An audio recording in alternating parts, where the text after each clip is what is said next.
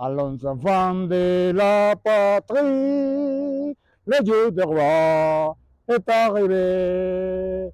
Contre nous de la tyrannie, l'étanglant sanglant élevé, l'étanglant sanglant élevé.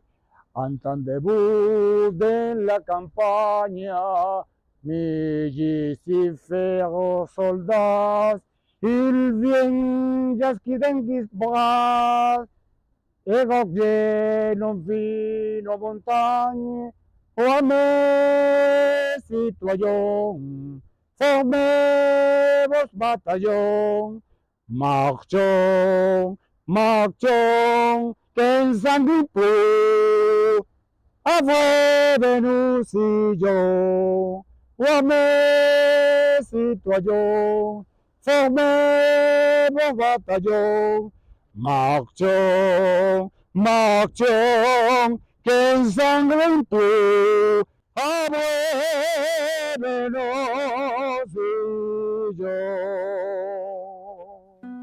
Buenas tardes, damas y caballeros. Mucho gusto. Mi nombre es Sebastián Francisco de Miranda Rodríguez. Nací un 28 de marzo de 1750 en la bella ciudad de Caracas. Sí, señor. Y a la edad de 21 años, mi padre me compró un título de capitán en 80.000 reales de vellón. En 80.000 reales de vellón, que era una fortuna.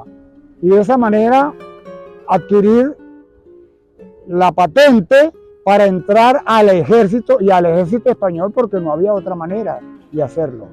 Bueno, y ahí comenzó mi gran periplo por toda Europa en pos de la Estrella de la Libertad, porque yo quería libertar a mi patria, sí, libertar a mi patria del yugo español.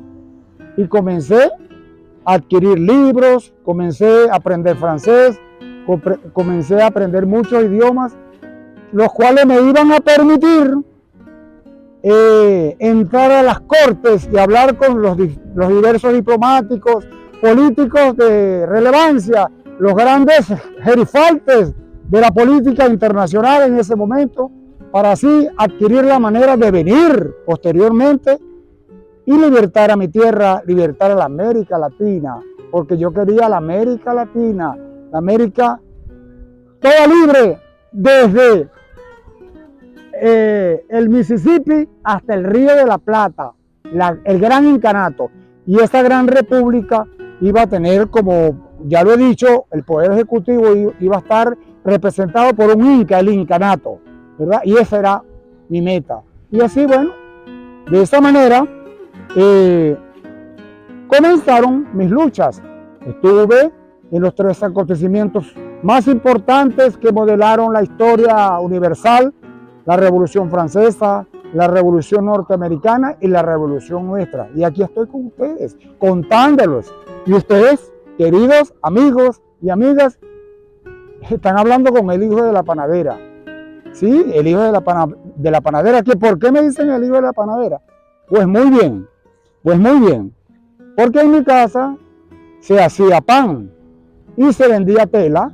Entonces, para ese entonces, la persona que vendía, que hacían esos trabajos, según el prejuicio de la época, eran oficios viles.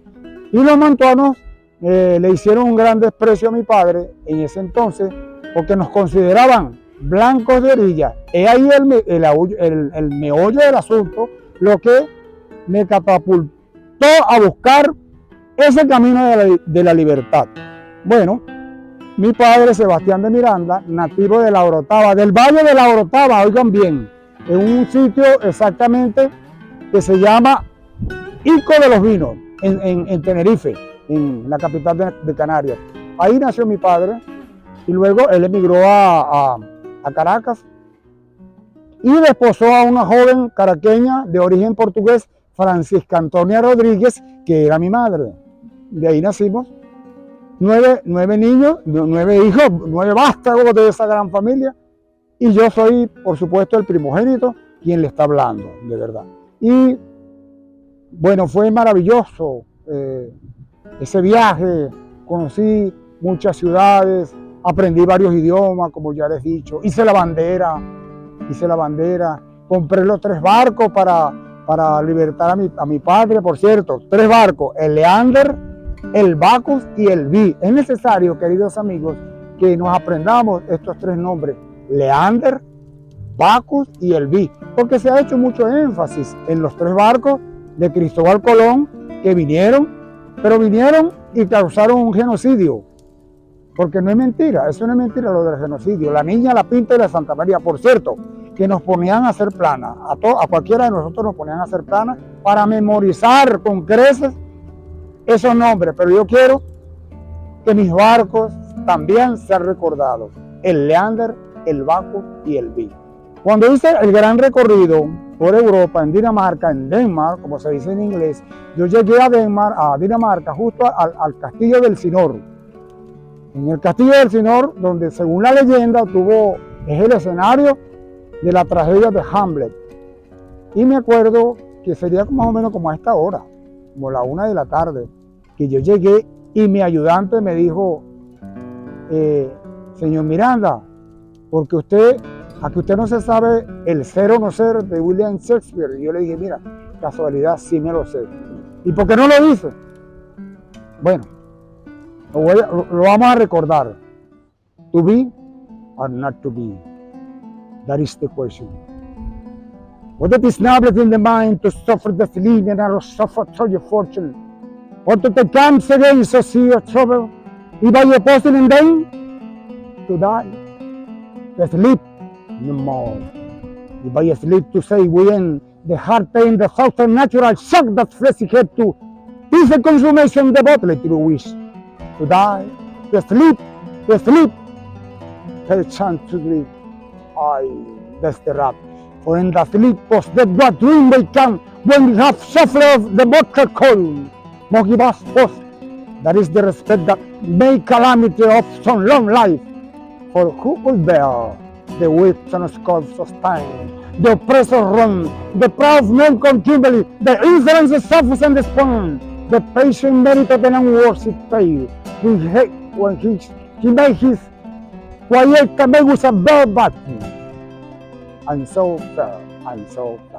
Thank you very much. Después de 40 años haciendo mi gran periplo por Europa, yo regresé porque estaba yo en Londres, en Glastonbury 57, allá en mi casa con mis hijos, con mi hijo Leandro que había nacido, el otro nació después, y mi esposa Sarah Andrew. Bueno, estaba allí y un día tocan a mi puerta, se aparecen 3 jóvenes, entre ellos Bolívar, mi primo Luis López Méndez y Andrés Bello. Y Bolívar, entramos en conversación, lo hice pasar y comenzamos a hablar acerca de que ellos querían que yo los acompañara en la lucha de la independencia, que ya había por fin, de tanto luchar, se había presentado la ocasión era propicia para tomar las manos, para irse a las armas. Entonces ellos me invitan y me persuaden de que yo debería ser un participante bien importante. Entonces, bueno, yo acepté y le dije a Bolívar, váyase usted adelante y se lleva mi archivo. Y Bolívar se trajo su archivo. Luego yo llegué aquí, después de ciertos días, llegué aquí el 11 de diciembre de 1810, llegué allí. Entonces, me incorporo, me recibieron acá en La Guaira, por cierto, fue apoteósico. Y, por cierto, los cuadros y todas las pruebas que muchos mantuanos habían utilizado en mi contra, porque eran mis enemigos, al principio eran mis enemigos, nunca me quisieron. Lo que pasa es que cuando me necesitaron, me buscaron. Entonces, bueno, ellos escondieron todas las evidencias que los delataban. Entonces, bueno, entró a participar en la lucha por la emancipación. Y se llegó el momento y el 5 de julio de 1811 declaramos la independencia de Venezuela. Estados Unidos de Venezuela bueno, declaramos esa independencia. Por cierto, debo decir que una vez, cuando se terminaron todas las firmas, yo estampé mi rúbrica y una nota en la cual yo expresaba mi inconformidad con el tipo de constitución que le fue dada a la República naciente. Porque yo consideramos mucho, entre ellos Bolívar, que no estábamos en condiciones de adoptar una constitución de esa naturaleza federalista, que se necesitaba una constitución centralizada de poder, porque necesitamos eso, como una constitución centralista era muy buena para Estados Unidos, porque eran otras condiciones. Recordemos que las constituciones siempre tienen que estar de acuerdo a las costumbres, a la cultura de los pueblos. Una constitución no sirve para otra, a una sirve para otra, pero tienen que ir de acuerdo a lo que conviene a cada pueblo. Y por eso hice esa nota, ese 5 de julio, y fue maravilloso. Bueno, empezaron allí los problemas. A los 6 días, el 11 de julio, reventó una revuelta y tuve yo que ir allá a apagar la revuelta, y lo hice muy bien, pero me gané la animadversión de varios mantuanos, entre ellos Miguel Peña, que nunca me perdonaron, siempre me persiguió el estigma, el San Benito de ser el hijo de la panadera. Como ya les he dicho, el hijo de la panadera, porque en mi casa se hacía pan, y entonces ellas nos miraban de soslayo, porque ellos consideraban que nosotros éramos canarios,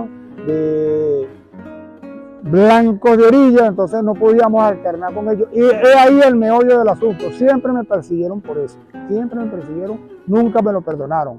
Entonces, cuando vienen los hechos de 1812, todo lo que pasó allí, se cayó la toma del castillo San Felipe, que por cierto era Simón Bolívar el comandante, que yo lo designé comandante, se perdió siendo él el jefe del castillo. Y después que se cae todo, me están diciendo que yo asuma un contraataque que yo no podía hacer. Entonces, posteriormente se dan circunstancias muy desfavorables para continuar la lucha, motivo por el cual se plantea la necesidad de una capitulación, y fue junto con el consenso del Poder Ejecutivo que llegamos a una conclusión que había que capitular. Las deliberaciones comenzaron el 12 de julio y el 25 terminamos las deliberaciones, donde se determinó que había que capitular. Una capitulación que yo ni siquiera firmé, la firmó un joven de origen peruano llamado José de Sata y Bus, y le puedo enumerar cuáles son las consecuencias más resaltantes por las cuales se da la capitulación. Primero, el terremoto de 1812, que se llevó casi 20.000 personas. El ejército que me dieron a mí, no había uniforme, no había nada. Las deserciones de los soldados, las deserciones estaban a la orden del día, todos los días se iba gente, deserciones. Incluso yo les llegué a decir a ellos: hombre, ustedes me han dado un ejército, a que comande un ejército que no existe. Bueno, sin embargo, así yo hice todo lo posible, y vinieron los grandes acontecimientos, tenían que culpar a alguien, tenían que buscar un chivo expiatorio, y me buscaron a mí.